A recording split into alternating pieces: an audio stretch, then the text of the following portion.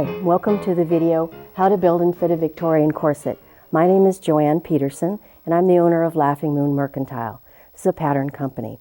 The best way to get a hold of me to ask me a question or to find out what's new is to take a look at my website, which is www.laughandmoon.com. Laugh and Moon is spelled L-A-F, N like Nancy, M like Mary, O-O-N.com. Okay, let's talk about what the goals are for this video. First of all, I'd like people to be able to recognize a corset. It's conceivable that some people watching today have never seen one and have no idea what the purpose is. I'd also like you to be able to recognize a Victorian corset as opposed to the other types. Recognize and understand the use of the tools and corset supplies, which I have in front of me right now. And I would like people to learn about the corset, about the fabric, color, fit, and finally the sewing steps. Okay, let's talk about it.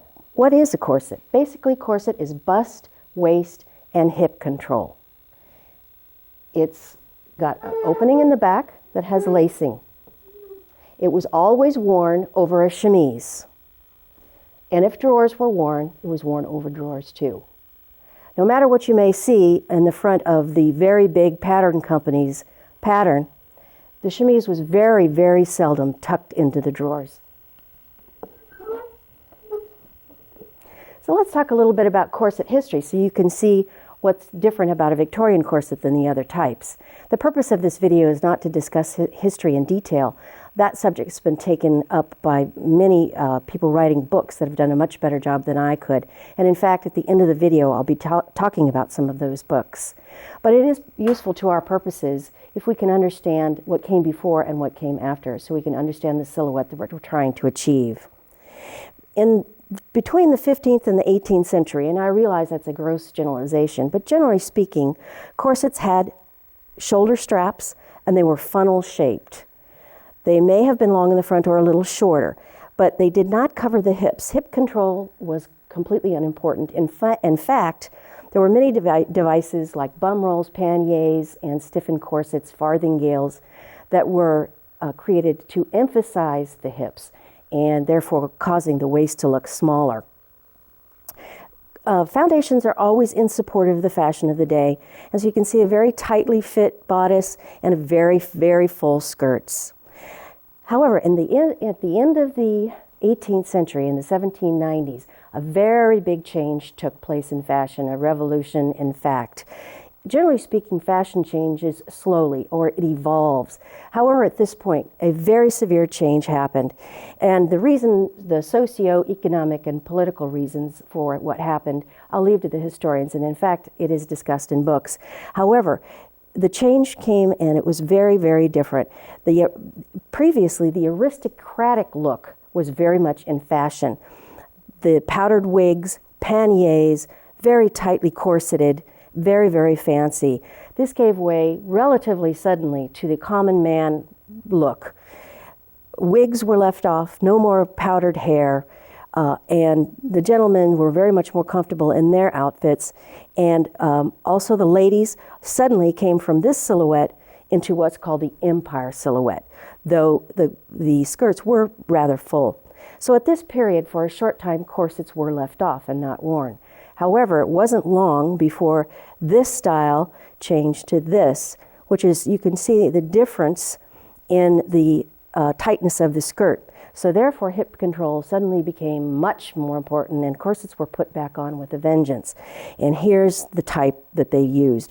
The support was provided by whalebone, cording, quilting. It did not open in the front. It had a wooden horn or bone busk in the front, and it laced in the back, and it had shoulder straps. You can see that it's very long because it was necessary to support the hip in the tighter fashions of the day. In the early 19th century, several technical changes happened, and I'll discuss those a little later, that changed the shape of that corset into the typical Victorian, and this is the silhouette that we are looking to achieve. It's the typical hourglass figure. You can see that the corset has changed, and this advertisement is from the 1880s, but this silhouette was popular through the whole period. You can see that the shoulder straps are left off, and it's got a front opening busk, And I like this picture very much because it shows the colors that were popular in the 80s: red, gold, blue, and of course white. And this, despite the fact that the fashions changed in the 19th century, the fashion silhouettes changed drastically, this silhouette, the hourglass figure, was popular and did not change. In fact, it's quite coincidental that from 1837, when Queen Victoria was crowned, to the year she died, 1900, this silhouette remained popular. Even though in the 60s there were hoop skirts, so they were probably a little shorter, hip control a little bit less important. In the 70s and 80s, the cuirass bodice, which made hip control important. And in the 80s, middle 80s, the severe bustle. Still, this silhouette was popular. And you can see in this advertisement, this is a bust corset, quite similar to the Silverado that I show here. In 1900, the straight-fronted or S-curve corset was invented. This was by a lady physician who was trying to respond to the many health concerns that were blamed on the corset. Whether or not they actually were due to corsets is another subject. She lowered the front to relieve the constriction of the bosom, and she straightened the front, which was in response to concerns about compression of internal organs. However, in the meantime, what happened was the back became severely swayed, and that's why they call it the S-curve corset. So, in fact, despite their efforts to come up with a more healthful and comfortable corset, they in fact achieved the opposite effect. And ladies tight-laced these even more severely than before. And here you can see a lady, a photograph of one who has achieved the fashionable silhouette, even if it's just as long as it took to take the photograph. And I've outlined her back in pin, and you can see that severe sway. The corset then morphed from that, and we go into the teens here as an example.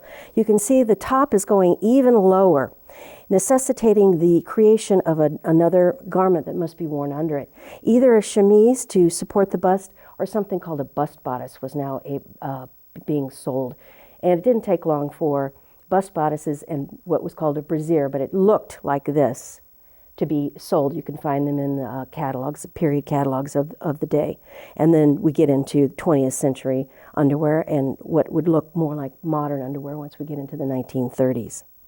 So the question is, did the corset ever really leave us? And I don't really think so.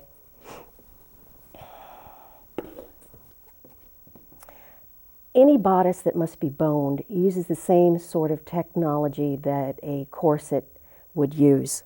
I always joke in corsetry, it's like bridge building. Anything not supported from above has to be supported from below. So here is a little collage I've put together of modern garments that use either corset technology or are just plain flat-out corsets. They've become very, very popular with the couturiers. On this side, we have pictures of Nicole Kidman in fashions inspired at a photo shoot by the movie Moulin Rouge. And here we have a picture of her, and she really is wearing a typical silhouette of a Victorian corset. It isn't a corset technically because it does not constrict the body, it merely supports it. Otherwise, you couldn't get the zipper up. And here we can see the boning clearly through that black cutout lace that she's wearing. And here we can also see the bones in her strapless gown. Any gown that's strapless uses corset technology. Here we can see a picture. This is just a flat-out corset, although it's not technically a Victorian corset.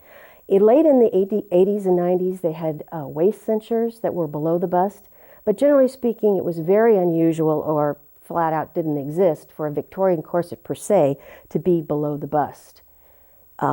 This is a modern look.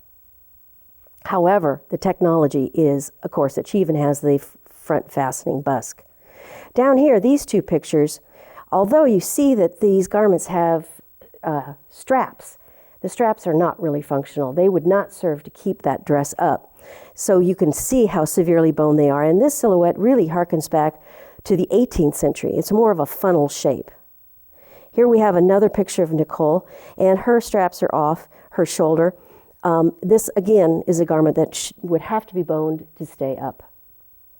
I'll go over here, and these are two boned bodices, If you could see through them, you could see that they had boning and corset technology in them to keep them up.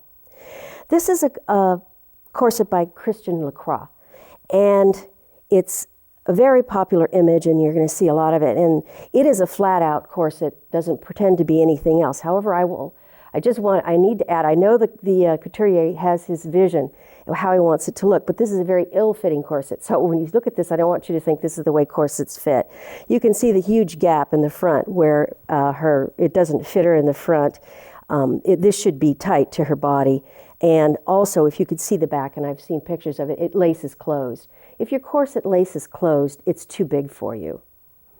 Now, this picture I really, really like.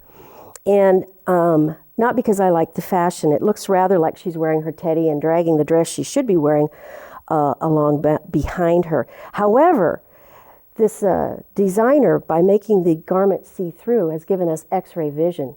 And we can see right through the garment to what looks like a corset underneath. And if we could see through these garments, we would see the very same thing. Let's talk about those technical advances I talked about at the beginning of the 19th century that caused the Victorian corset to take the shape that it did. First of all, steel bones were invented in 1810. Now, these did rust. However, it made the corsets much more strong, so tight lacing was better able to be done. In 1828, metal eyelets were invented. Previous to that, the eyelet holes were worked by hand. Once again, this added strength to the corset, increasing the ability to tight lace. In 1829, the front fastening busklet was invented. It was popularized in 1851 in the Great Exposition.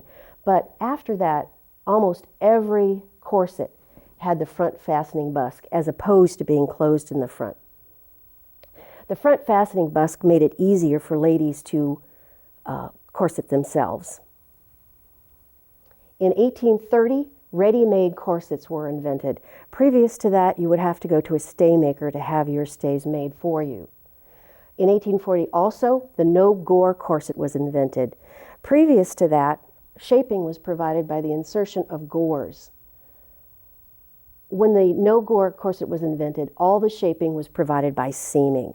However, both styles remained popular through the 19th century. In 1840, elastic was invented. It was immediately used in corsets, but it didn't work very well. It was made of true rubber and didn't last.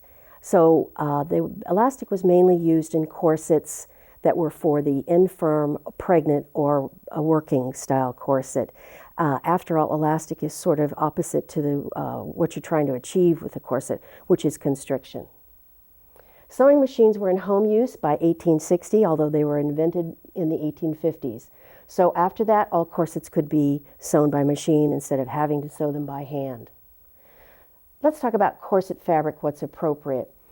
The period fiber was cotton or silk, nothing else. In fact, cotton is still the best thing to make your corset out of. Number one, it's washable. Number two, it's very comfortable and absorbent, and it's strong. What about the fabric weave? In order of strength, fabric weaves the twill is the strongest. And if you want to know what a twill looks like, look at your jeans. Jeans or denim is a twill weave. Satin is the second strongest, and quite a few corsets were made out of sateen, which is cotton in a satin weave. The least strong weave is a plain weave, what you would call a broadcloth. So what is coutil? Coutil is the fabric that most modern corsets are made out of. Coutil, the word coutil is simply French for twill. However, today it's come to mean a very special fabric, and this is difficult to see because it's white, but if you could see it up close, you could see that it's a twill, but it has stripes. The twill runs at opposite directions to each other, and that is to add strength to it. And this, when you order coutil from a mail order house, this is the fabric that you're going to get. And it's very, very good for making corsets. It comes in white and black. The colors that were popular were mainly, and especially in the early days, white. White was considered the most ladylike. Next in popularity was a color called drab, which would be an unbleached muslin type of color, a natural color. And that was because it didn't show the dirt as much, because corsets could not be washed. Black was also popular, but it has a completely different connotation in the 19th century than it does now. Today, black is considered the most sexy color for lingerie. In the 19th century, black was mostly associated with mourning. So it was a very practical color and even would be considered utilitarian and not the sexy color that would people use in lingerie today. Colored corsets became very popular in the 1880s and fashionable. Previous to that, if you wore a colored corset, it was very scandalous because the implication was it was made to be seen. So obviously you were a lady of easy virtue if you wore a colored corset. In the 1880s, they became fashionable, though, and lost that sort of racy connotation. Trim, they used everything, embroidery, lace, ribbons. In the beginning, the embroidery was functional. It was called flossing. And what it was put there to do is cover up the bone ends. The bone ends would wear through the fabric. So they would put additional embroidery at the bone ends to add additional support because your clothing was constantly rubbing on the outside of the corset. In fact, I have a period corset here that I'll just show you quickly. I'm going to use this for other reasons. But you can see the bone ends have worn through right here. It has no flossing on it, and the bone ends have worn through. So flossing began as a practical matter, but as the 19th century went on, it became extremely decorative. And if you want to see examples of flossing, the book Wasted Efforts by Robert Doyle has a great many examples in it. And there are also many existing corsets that show this technique of flossing or embroidering on the outside. I always like to remind people when we're talking about fabric is to pre-shrink everything before you cut your corset. The lining, the laces, the waist reinforcement, everything. And the reason for this is all fabrics shrink and you want to be able to wash your corset. So when you sew unlike fabrics together and they shrink at different rates, which they will, it causes puckering. So it's best if you pre-shrink everything before you even cut your corset. There are only really two fibers or fabrics that are unsuitable for corsetry. One is acetate. Acetate breaks down when it's wet. That means not only can you not wash your corset, but you will be perspiring in your corset and the fiber will be too weak. Also, acetate is attacked. The dye in acetate is unstable. It will flee.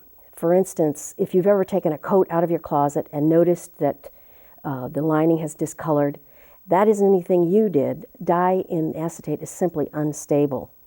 That's another reason not to use it. In fact, I picked up a bolt end in a fabric store the other day, and right on it, it said color will be due to atmospheric conditions. In other words, the atmosphere attacks the dye in acetate. If you want to know if your fiber is acetate, all you need to know if you have an unknown fabric is cut a little bit of it off, put it in a glass dish, and pour some fingernail polish remover on it, or acetone. If it turns to mush, you've got acetate. Rayon is also unsuitable, except for perhaps the outside of the corset as a decorative fabric. It's simply too weak. It's made of cellulose. There's some exceptions to that, but generally speaking, acetate and rayon are unsuitable fabrics. Let's take a look at this fabric board I've got, and unfortunately the glue came through in a few of these places. These are twills that I just bought at the local fabric store. They're they're called bottom weight twills, which means they're medium to heavy. These are perfectly acceptable to use as corsetry material rather than coutil, because once again, they're cotton, they're 100% cotton, they're twill, and they come already dyed whatever color that you can find. You'll find this in the denim section. In fact, this one was called white denim. Over here is the coutil and the plain cotton lining. This is just a broadcloth. The lining does not have to be a strong fiber. It's just there to hold your bones in. But 100% cotton is the best idea. Down here, I've just shown that if you use 100% cotton in your lacing, your lining, and your outside fabric, you can dye it any color you want to, and these have just been dyed all the same color. The only plain weave that I would possibly use as the outside fabric for corset, and only in some cases, is pillow ticking. Pillow ticking is a plain weave, but it's been especially tightly woven to prevent feathers from getting out of pillows. Therefore, it's a very strong weave for a broadcloth. I would still go with a twill. I put this little piece of leather here to remind myself to tell you that you can make a corset out of leather, no problem. But once again, leather stretches, so you must have a stable base underneath it, a twill. Down below here, these are all specialty corset fabrics that you can purchase by mail order. And some are twills, some are not, but they are all specially woven to be very, very strong. So these are all completely suitable, and some of them are extremely beautiful. Here's one. It comes in white, but this has been dyed blue. And what has happened is the main fiber in this is cotton, but the shiny parts are rayon. And this is one time you have special dispensation to use rayon as a fiber. The rayon picks the dye up much more deeply than the cotton does and makes a very beautiful effect. You could purchase these mail order. Okay, let's get into the corset supplies and tools, and I'm going to be demonstrating these. The sewing of a corset is extremely easy. It's very straightforward. It's the other items, the other techniques, the grommets, the front opening busk, that the modern sewer is unfamiliar with. So I'm going to go through these and demonstrate them for you before we even start to show you the sewing steps. First of all, this is an aglet, very small piece of metal. And what this is used for is to clamp the ends of your laces. If you don't clamp the end of your lace, it will fray and be very difficult to put through the grommets. If you purchase your lacing on a roll like this, you will need to somehow bind the ends. If you purchase ready-made laces, they already come bound, and they're generally speaking, I know this is difficult to see, this is a shoelace and it's bound with plastic. This is generally the way people bind laces today. I have found that when I've tried to use heat shrink tubing or plastic on the end, first of all, it doesn't shrink uniformly, it discolors and then promptly falls off. I've had really terrible luck with it. So when I found these metal aglets, that's what I began to use. Richard the thread carries this, the metal aglets, and the crimper. He's the only place I found it that may be somewhere else. Here's how you work it. You fold over your lace, crimp this a little bit so it doesn't fall off, and here's your crimper. Slip it right into the crimper and crimp down hard. There you have it. Works great. Very simple. Now, don't pull on these because they will come off, and if you want to make sure that they don't, you could put a spot of glue in there. But they're pretty good as long as you don't tug on them severely. They certainly work better than heat shrink tubing. So aglet and an aglet crimper. Next, let's talk about awls. If you use a hole cutter to cut a hole in fabric, this is what it looks like. Basically, you place the hole cutter over the fabric and strike it with a hammer and make sure there's something very firm underneath like cement. But if you do that, you'll make a hole and it will begin to immediately fray. And your grommet or eyelet will eventually fall out. So I never use hole cutters when I'm inserting grommets. Instead, I use an awl, and here's examples of them. Here's one already, is still in the package, $6.75. This is a clover tapered tailor's awl. And you can purchase these in regular sewing stores. So you never want to use this. This is the hole cutter. If you want to use an awl, let me demonstrate how you use it. You simply insert it into the fabric and gently push the fibers aside. Some of the fibers will break, but most of them will not. Therefore, as soon as you insert your grommet, the fibers will close down around the grommet, holding it tightly as opposed to letting it go. And you can see how those fibers just want to close down and will hold tightly. You don't want to use this type of awl because it doesn't taper enough. You can see how narrow it is here. You want to use this. This will make quite a big hole. Okay, let's talk about boning. I'm very opinionated on boning. This is the kind of boning that you'll get at your local sewing store. It's really good for nothing. This is the next best choice.